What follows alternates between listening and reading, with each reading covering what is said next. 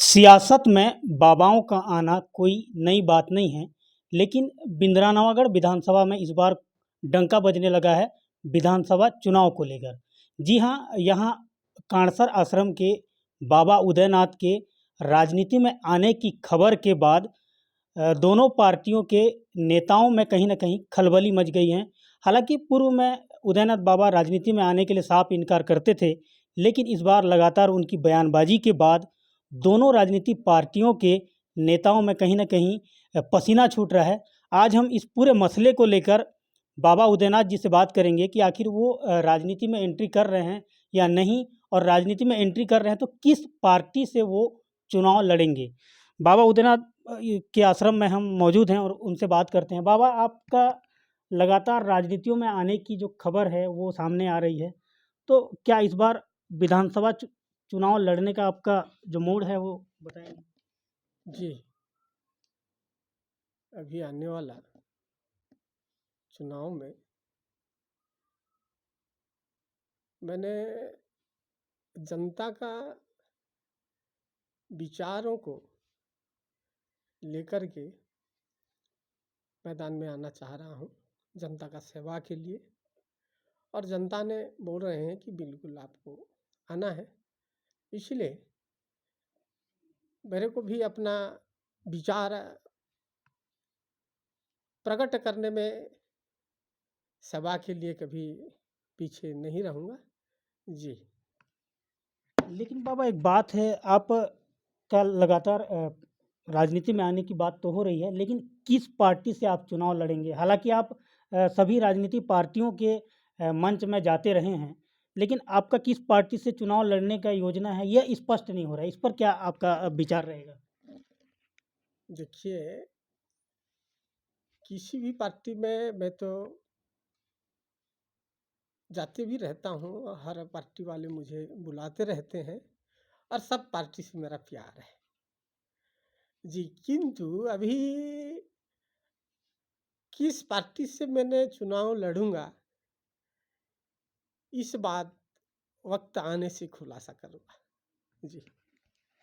बाबा, लगातार कांग्रेस यहाँ पर पिछड़ रही है, लगातार कांग्रेस को यहाँ पर हार मिल रही है, तो इस बार जनता का ये विश्वास है कि इस बार बाबा के सहारे कांग्रेस बिंद्रानवागढ़ में अपनी नैया पार करने वाली है।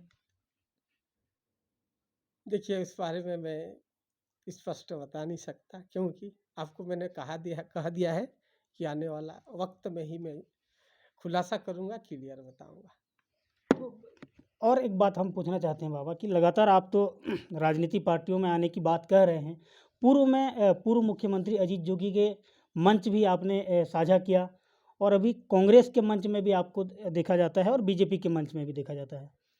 अंदर खाने से बात यह निकल के भी आ रही है कि आरएसएस के लोग आपको लगातार प्रमोट कर रहे हैं, आरएसएस का यहाँ पर आना जाना आपके आश्रम में, आरएसएस के लोग यहाँ पर लगातार आपके आश्रम में आपके साथ कार्यक्रम में शरीक होना, तो ये बीजेपी की ओर इशारा कर रहा है। इस पर थोड़ा सा देखिए, आपने अभी बोल रहे थे कि आपने अजीत जोगी के साथ भी मंच में बैठे थे और कांग्रेस के मतलब कार्यक्रम मंच में भी आप जाते हैं और आरएसएस वाले भी हमारा साथ जुड़े हुए हैं।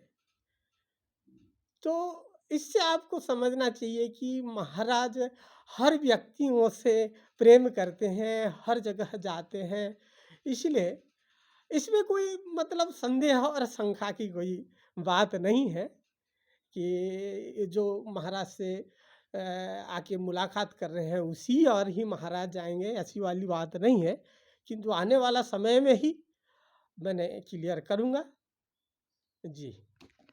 बाबा, यहाँ पर पूरे देवभोग क्षेत्र में आपके जो भक्त हैं वो कम से कम 50 से 60 हज़ार की संख्या में आपके अनुयायी हैं। तो उन सभी से बात होने के बाद उनके बातों को लेकर चलेंगे, और या फिर आप अपने बुद्धि विवेक से चलेंगे, ये तो आपकी बात है। लेकिन जितने भी अनुयायी हैं उनका मानना है कि बाबा राजनीति में आए।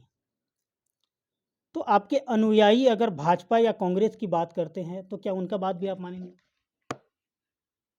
जी, देखो, राजनीति तो बहुमत से चलती है और बिना बहुमत से आप विजय कर नहीं सकते। इसलिए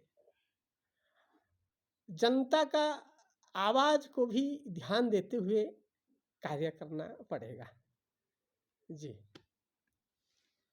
तो निश्चित तौर पे बाबा उदयनाथ जी ने साफ कर दिया है कि वो राजनीति में तो एंट्री कर लिए हैं और आगामी उनका विधानसभा का चुनाव लड़ना 100% सही है, लेकिन उन्होंने इतना साफ नहीं किया है कि आखिर वो कौन से पार्टी से चुनाव लड़ेंगे। लेकिन एक बात स्पष्ट है कि उनकी राजनीति में एंट्री होने की खबर के बाद भाजपा और कांग्रेस के जो दिग्गज नेता हैं, जो विधायक बनने की सोच रहे हैं, उनका पसीना छूटने लगा है। मनमोहन नेताम, पंजाब केसरी, गरियाबंद।